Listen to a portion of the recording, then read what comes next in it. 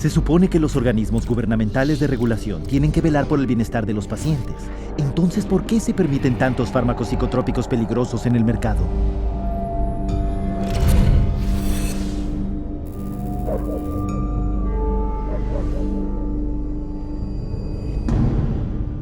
En algún punto se consideró que la Administración de Alimentos y Fármacos de Estados Unidos era el estándar de oro en la seguridad farmacéutica, pero ya no cuando se trata de los fármacos psicotrópicos, pues el psiquiatra y las empresas farmacéuticas se han apoderado del proceso de aprobación. Desde hace mucho, los consultivos de fármacos de la FDA que recomiendan la aprobación de fármacos psicotrópicos han estado bajo el dominio de psiquiatras con vínculos financieros con las empresas farmacéuticas. Un estudio mostró que el 92% de las reuniones de asesoría de la FDA en la última década tenían al menos un miembro con conflictos de intereses. En respuesta a la acusación de conflicto de intereses, la FDA dice haber intentado encontrar expertos en salud mental sin conexiones con la industria farmacéutica, pero sin encontrar uno. Para resolver esto, emiten renuncias de derechos que permiten que un psiquiatra forme parte del panel asesor sobre el fármaco, a pesar de tener un conflicto de intereses de hasta $50,000 al año con tales empresas. The advisory panels that review drugs, most of these people are direct recipients of money from usually the drug under study, the company that's submitting the drug, and they waive the conflicts most of the time. So it's pretty pervasive, and it's quite insidious. Full waivers have been granted to the following participants: Dr. Andrew Leon for his role as a member of a data safety monitoring board for an affected firm. He receives between $10,001 and $50,000 per year. Dr. Bruce Pollock has been granted a limited waiver for his activities on an advisory board and speakers bureau for an affected firm in which he receives less than $10,001 per year. Ms. Jean Bronstein for her ownership of stock and a bond in an affected firm in which the value falls between $50,001 and $100,000. You could be paid massive amounts of money by the drug companies, in this sense, and then turn your head here and say, okay, now I'm going to review the drug. And that huge conflict of interest was not to be discussed. In fact, they didn't want people putting it out there. That was the policy. So they still allow it. They still allow that conflict to continue. But now it's meant to, they're supposed to acknowledge if there's a conflict of interest. But acknowledging the conflict and getting rid of the conflict are two different things. La puerta giratoria entre el gobierno, el mundo académico y la industria farmacéutica es uno de los secretos peor guardados de la psiquiatría. It's a revolving door, FDA and drug, FDA and drug. So we have a system where those institutions that people trust, want to trust, would like to trust, are truly untrustworthy. Por ejemplo, Daniel Troy, que fue miembro de un grupo de presión de una empresa farmacéutica, más tarde se le contrató como asesor general para la FDA, donde presentó informes legales a favor de empresas farmacéuticas y contra las víctimas de los fármacos. He was the drug lobbyist lawyer, and then he became the general counsel of the FDA. I mean, they talk about having the wolf watch the chickens. Después de dejar la FDA, Daniel Troy volvió a la industria farmacéutica, donde ahora es vicepresidente superior y asesor general para el gigante farmacéutico GlaxoSmithKline. Esta es la atmósfera en la que los psiquiatras en la FDA le dieron aprobación a los fabricantes de fármacos para vender fármacos psicotrópicos. Pero supuestamente las pruebas clínicas no deben terminar aquí. Hay una etapa final de pruebas: la cuarta fase. La cuarta fase requiere que las empresas farmacéuticas hagan un seguimiento de los efectos secundarios que sin duda ocurren en el público general, mucho más allá de los muestreos reducidos de la tercera fase. La cantidad de efectos secundarios que surgirán ahora ha motivado a un grupo de defensa a alertar al público que la mayoría de los problemas de seguridad del fármaco no serán evidentes hasta que el fármaco haya estado en el mercado por lo menos 7 años. The meds are not tested long term before they get approval from the FDA. The studies tend to be a matter of weeks or a few months, but nothing looking at over the years. And the data that's coming in now from Europe and also in the United States is that the side effects are deadly. En vez de tener una función de seguridad como vigilancia post-marketing, las pruebas clínicas de la cuarta fase se están volviendo a formular como investigación post-marketing y se les da un nuevo propósito diciendo que son medios para poner a prueba los fármacos psicotrópicos para trastornos psiquiátricos adicionales. Por ejemplo, el Zoloft, aprobado por la FDA en el 91 para tratar la depresión grave. Desde entonces también se ha aprobado para tratar el trastorno obsesivo-compulsivo, el de estrés postraumático, el disfórico premenstrual, el trastorno de pánico y el trastorno de ansiedad social. En el 2005, el último año antes de que perdiera su patente, Zoloft tuvo beneficios brutos de $3.300 millones. Y como otros fármacos psicotrópicos, la mayor parte de esa suma es lucro puro. Por ejemplo, la fabricación de 100 pastillas de Xanax cuesta solo 2 centavos y medio, pero se comercializan en $136.79, un beneficio de más de 500,000%. Por esta razón, las empresas farmacéuticas tienen márgenes de beneficio de un 16%, el triple del promedio de la mayoría de las empresas. En el 2006, se pagó a directores generales de las 10 compañías farmacéuticas más importantes un promedio de $18 millones al año, casi 400 veces el ingreso de la familia estadounidense promedio.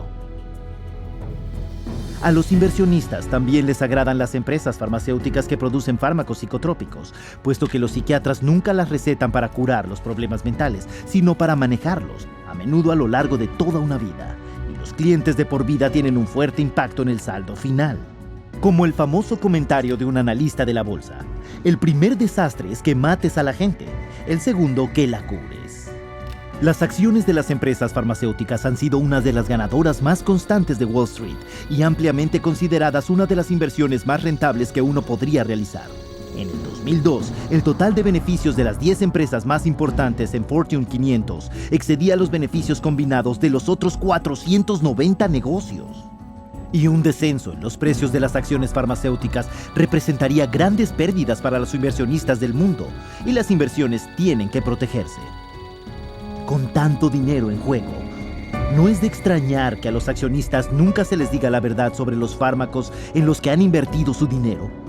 No son conscientes de que la aprobación de la FDA no garantiza la seguridad de los fármacos y que las pruebas clínicas que justifican su aprobación a menudo se basan en falsedades y engaños.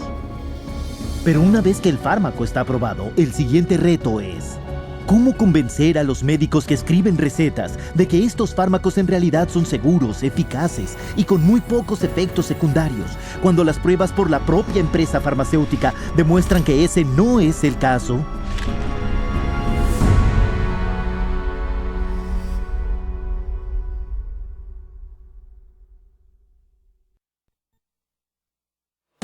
Como poderosas sustancias psicoactivas, los fármacos psicotrópicos están disponibles solo por medio de la receta de un médico. Así que, ¿cómo los psiquiatras y las empresas farmacéuticas consiguieron convencer a millones de médicos para recetarlas a cientos de millones de personas?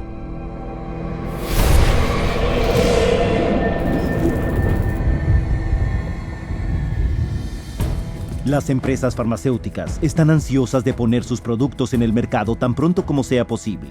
Esto es, después de todo, un negocio, y cada día puede representar millones. Para asegurarles al público y a los médicos generales que sus psicotrópicos, que no han sido analizados muy a fondo, son seguros, las empresas farmacéuticas no reparan en gastos para hacer que los psiquiatras los apoyen, y ellos están muy contentos de recibir el dinero. It's really quite an interesting marriage that the drug companies have with the medical profession, and psychiatry primarily is a strong arm of that. Esta relación surge en la Facultad de Medicina. You go to medical school and you learn that drugs are the answer. And then you go into residency and you're told about this whole armamentarium of psychotropic drugs. And if somebody's bipolar, you use this whole group of drugs. If someone's depressed, you use these drugs and so on. And that is the Bible. And when you're a believer, as psychiatrists are, in the Bible of psychiatry, or in that box called psychiatry, you're not likely to stray unless you begin to think for yourself. Y una vez fuera de la Facultad de Medicina, a muchos de estos psiquiatras, verdaderos creyentes, los reclutan las empresas farmacéuticas y se les prepara como portavoces. They know then who are the psychiatrists who are most easily influenced, and they can then invest in those doctors take those doctors to whatever fancy resort to be educated about the latest, newest med, and those people then become the experts. They go and give the talks at the medical dinners, at the fancy restaurants, or at the drug-sponsored symposia at the American Psychiatric Association. They become the teachers in the residency training programs. Una vez que estos supuestos líderes de opinión clave les han hecho la campaña a los psiquiatras de su zona, luego pasan a los médicos generales para convencerles de que receten fármacos psicotrópicos. So you have the psychiatrists coming in now and teaching at an OBGYN convention where they'll give papers there, or they'll designed to address GPs and teach the GPs how to look for and diagnose these diseases and these illnesses. And again, the psychiatrist they're the ones who are going to know. Like in the medical profession, most of the doctors will say, well, these guys are the specialists in the field. I'm going to listen to how they want me to do this so that I can do it in my own practice, and they'll follow that lead and that influence, all funded by the drug companies. La instrucción de los médicos se inicia en congresos médicos como estos, donde se imparten los cursos obligatorios de educación médica continua, CME, Continual Medical Education. I'm required once a year to have so many units of postgraduate training, and so I have to go to get my hours by approved training centers that the state recognizes, and those approved training centers are run by the drug companies. Pero lejos de ser educativos, estos congresos los producen a menudo firmas de educación médica profesional contratadas por empresas farmacéuticas. Y sus seminarios sobre fármacos psicotrópicos los dirigen comúnmente psiquiatras pagados por la empresa, quienes pueden llegar a recibir $2,500 por una sola conferencia. Most of the continual medical education conferences and courses are sponsored by pharmaceutical companies, and so I can guarantee you they're not going to have doctors talking about the risks of using their medications. El propósito de estos congresos es claro, como uno de los textos del marketing de la empresa de educación médica expresa. Cualquiera que sea la mezcla de la audiencia, tienes que motivarles para poder ejercer el máximo de influencia en el mercado. Podemos ayudarte a identificarles, llegarles e influir en su comportamiento. Como estrategia de marketing, CME funciona. En un estudio, los promedios de recetas que siguieron a los congresos de educación médica ascendieron hasta un 87% para un fármaco y un 272% para otro. No es una sorpresa que la industria farmacéutica gaste ahora hasta $1,000 millones por 371,000 eventos de este tipo cada año. And as long as they're making money, they're going to do everything they can to subsidize medical education, medical journals, postgraduate medical education, including the educating of psychiatrists, to use as many drugs as possible. Y los psiquiatras pagados para dar estas charlas se las arreglan muy bien. Un ejemplo pertinente, el Dr. Charles Nemeroff de la Universidad Emory. Con profundos vínculos financieros con casi 2 docenas de empresas farmacéuticas, el Dr. Nemeroff recibió $2,800,000 en dinero farmacéutico del 2000 al 2007. Cuando se reveló que había violado la ley federal al no informar de $1,200,000 de este dinero a su universidad, dimitió como presidente del Departamento de Psiquiatría de Emory. Pero el Dr. Nemeroff no dejó de dar charlas y realizar apariciones personales. También se le desenmascaró por tener vínculos financieros con la empresa a cuyo recurso médico él había hecho una crítica favorable en una revista psiquiátrica que él mismo editaba. En otra ocasión, contrató a 14 colegas de la Universidad de Emory para escribir artículos para un suplemento especial de la revista médica por la celebración del 5º aniversario de la introducción del antidepresivo Effexor. La revista de Nemeroff es un ejemplo de un problema muy grande. En un caso notable, el New England Journal of Medicine imprimió un artículo cuyos autores tenían tantos vínculos financieros con las empresas farmacéuticas que debido a limitaciones de espacio, la revista se vio obligada a enumerarlos en su website. Impresos, estos conflictos de dinero abarcaron 3 páginas mecanografiadas a espacio simple. Pero la cosa va más allá. En muchos casos, revistas respetables han sido embaucadas para publicar estudios escritos por escritores fantasmas de las empresas farmacéuticas, pero atribuidos falsamente a psiquiatras prominentes a quienes se les paga hasta $20,000 por poner sus nombres en ellos. The pharmaceutical industry has set up companies that are educational companies, and they create papers subpoenaed evidence has found these papers where on the top it'll say author ? i.e. they haven't yet decided who to invite to be the author of this scientific paper. Los escritos por personas que escriben algo que firma otro son muy comunes. Hasta un 50% de los artículos de investigación psiquiátrica están escritos por escritores fantasmas. A veces el psiquiatra al que se le paga para poner su nombre en el artículo apenas le ha echado un vistazo. Tomemos por ejemplo al psiquiatra Dr. David Donner, quien refrendó Paxil como el autor principal en un estudio de 1995 publicado en la Revista Europea de Neuropsicofarmacología, solo para admitir más tarde que él no había revisado nunca ninguno de los datos reales del estudio, pero que en vez de eso firmó las reseñas. Incluso el dirigente principal de la FDA para la revisión de los ensayos clínicos de fármacos psiquiátricos, el psiquiatra Dr. Thomas Laughren, ha firmado repetidamente artículos escritos por escritores fantasmas de las empresas psiquiátricas que promocionan el uso de antidepresivos y antipsicóticos, psicotrópicos ahora etiquetados por la propia FDA como con alto riesgo de comportamiento suicida y muerte prematura. Aparte de su considerable influencia sobre los que formulan la política de la FDA, las empresas farmacéuticas ejercen un control extenso sobre los diarios psiquiátricos por medio de sustanciales presupuestos de propaganda. Every other page is a pharmaceutical ad that they pay for, and so they are the livelihood of the journals. That's how they get published. Medical journals are completely supported by the ads from drug companies. Without the ads, the journals would dwindle away. Doctors look to scientific publications as the objective source. It comes from this university, this research being done by these, highly revered, very well-respected leaders in my industry. If I can't trust them, it's doctor to doctor. I'm not listening to those sales reps. That's different. This is doctor to doctor. I'm listening to the big guy. And, they've taken over that process. The scientific literature now, you just can't trust it. Hoy en día, entre 2/3 y 3/4 de todos los ensayos clínicos publicados en diarios importantes son financiados por empresas farmacéuticas. Y para influenciar a los que recetan de forma aún más eficaz, las empresas farmacéuticas llegan a darle hasta $1 millón a las revistas por reimprimir ensayos favorables que luego pueden usar como herramientas de marketing que tienen un aspecto objetivo. Pero el financiamiento farmacéutico de la psiquiatría va incluso más allá de esto. Hasta que años de presión finalmente obligaron a una promesa de cambio reciente.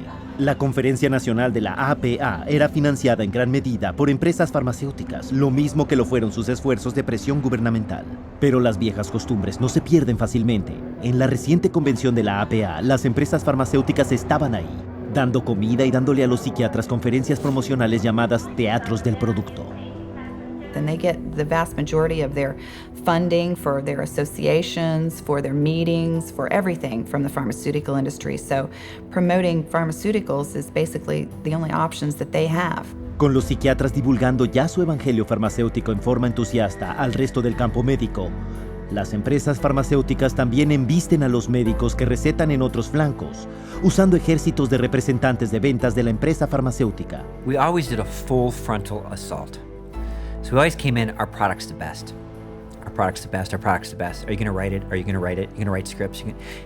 This was kind of our mentality. My job and my pay was based solely on my ability to push drugs through my territory. So if I wasn't moving enough prescriptions, if I wasn't moving enough pills through my territory, I was at risk of being fired, and on a lesser level, I wasn't making the bonus money. The bottom line for you was it was a business, you got paid, and you had to get as many prescriptions as you needed that doctor to write, and you did it however you could. Una forma de poner a la gente en los fármacos psicotrópicos es por medio de las muestras gratuitas. Estas no las proporcionan los fabricantes de fármacos psicotrópicos debido a un sentido de amor al prójimo.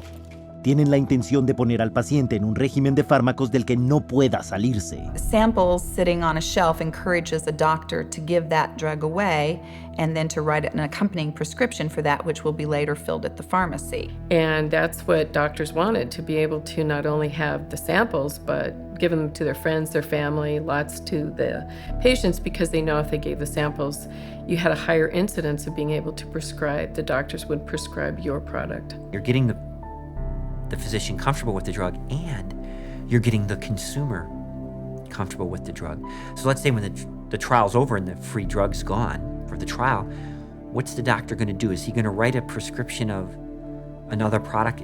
Not if the patient's doing fine. You never want to rock the boat. The industry and the companies fully understand that if you can get those drug samples into a doctor's hand, you're going to be able to get prescriptions out of that doctor. They're actually a very effective marketing tool, and there's quite a large percentage of the marketing budget that goes into the distribution of samples. En el 2003, los representantes de ventas farmacéuticas entregaron $16.400.000 en muestras gratuitas. Y para venderlas aún con más facilidad, los representantes de ventas tienen otra arma oculta: información de prescripciones compradas en farmacias, información que obtienen empresas de seguimiento de recetas. You'd get a list with like Dr. XYZ, Prozac, Zoloft, Paxil, Celexa, and it would tell you how many scripts, give or take, let's say 10, per month or per week, that physician was writing of those products. So we knew everything about our doctors, which ones were the most valuable, which ones to spend the most time on, and what we needed to do, and where their weak spots were. So it was very valuable in that you frequently, as the sales rep, knew better what the doctor was actually doing than the doctor did himself, because he wasn't tracking his own prescriptions. La industria farmacéutica gasta ahora $22.000 millones al año haciendo marketing a médicos para aumentar las recetas, un pasmoso 90% de su presupuesto de marketing. Y esta inversión ha redituado. Hoy en día, los fármacos psicotrópicos son un negocio de miles y miles de millones, con más de 2/3 recetados por médicos generales. Pero los psiquiatras son los que están a la vanguardia, haciendo correr la voz. Y cuando el uso de fármacos psicotrópicos se cuestiona o recibe mala publicidad, líderes de opinión psiquiátricos pagados desvían los ataques y desacreditan a los críticos. O simplemente pueden usar su posición para hacer que el problema se vaya. Un ejemplo que viene al caso: el doctor en psiquiatría Daniel Casey, presidente del primer consejo asesor de la FDA, que se reunió en 1991 para decidir si una etiqueta de aviso sobre el aumento en el riesgo de suicidio debería añadirse a la etiqueta de Prozac. En la audiencia, un miembro de familia tras otro se presentó para mostrar cómo el Prozac había perjudicado a sus niños y seres queridos. Al final, sin embargo, el doctor Casey y sus colegas votaron en contra de la etiqueta, citando falta de pruebas. Pero lo que muchos en la audiencia no sabían es que 5 personas del panel de 9 miembros tenían vínculos financieros significativos con empresas farmacéuticas. El propio Casey se convirtió en el presidente de un panel asesor de la FDA que votó la aprobación de otro antidepresivo, Zoloft, más tarde ese mismo año, y pronto se convirtió en uno de los oradores más solicitados en pro del Zoloft. Pero la corrupción va más allá incluso de los psiquiatras en la FDA. A directores de instituciones psiquiátricas importantes les pagan considerablemente las empresas farmacéuticas, como el delegado del director del Instituto Psiquiátrico de Nueva York, quien en un año recibió $140.000. Incluso los organismos gubernamentales no están inmunes al conflicto de intereses. En el 2006, el estado de Texas llevó a juicio al fabricante de fármacos Janssen por llevar en avión a los dirigentes de salud mental pertenecientes al estado a otros estados a lo largo de la nación para promocionar su fármaco Risperdal. Eso incluía beneficios, gastos de viaje y honorarios por discursos. Incluso en el nivel federal, el jefe de psiquiatría geriátrica en el Instituto de Salud Mental Nacional de Estados Unidos fue condenado ese mismo año por aceptar y no revelar más de $250,000 de las empresas farmacéuticas como intercambio por consultas, anticipos y gastos de viaje. El resultado de estas campañas de educación de médicos pagadas por compañías farmacéuticas es una explosión en la prescripción de fármacos psicotrópicos, no solo escritos por médicos, sino por muchos otros. I know some practitioners start people on drugs, on the antidepressants. There's unfortunately, a nurse practitioner that does it, and she's not supposed to. It's not in her protocol. Another nurse practitioner I work with has told me that she keeps doing it. It's gotten to the point where you have nurse practitioners, physician's assistants. There are times when that child doesn't even see a doctor. And we're seeing these prescriptions written for, and at best, the doctor may sign off on the bottom of that prescription. Los profesionales médicos en todo el mundo están dando fármacos psicotrópicos aparentemente con pocos reparos, porque los expertos en el campo les han asegurado que son seguras y necesarias. Los psiquiatras. The psychiatric community is completely responsible for the widespread use of psychotropic drugs. They're the ones writing the scripts to the large extent, and they're the ones that are proclaiming their supposed beneficial effects, and I think they're sketchy. The evidence isn't good, and the side effects are horrible. The psychiatrists are the facilitator of the diseases, and therefore the prescriptions. Hoy en día, incluso las organizaciones psiquiátricas oficiales no refutan que la asociación entre la psiquiatría y las empresas farmacéuticas para promocionar fármacos psicotrópicos a doctores es significante y casi imposible de evitar. Pero muy pronto, esta asociación se dio cuenta de que promocionar a los médicos no era suficiente.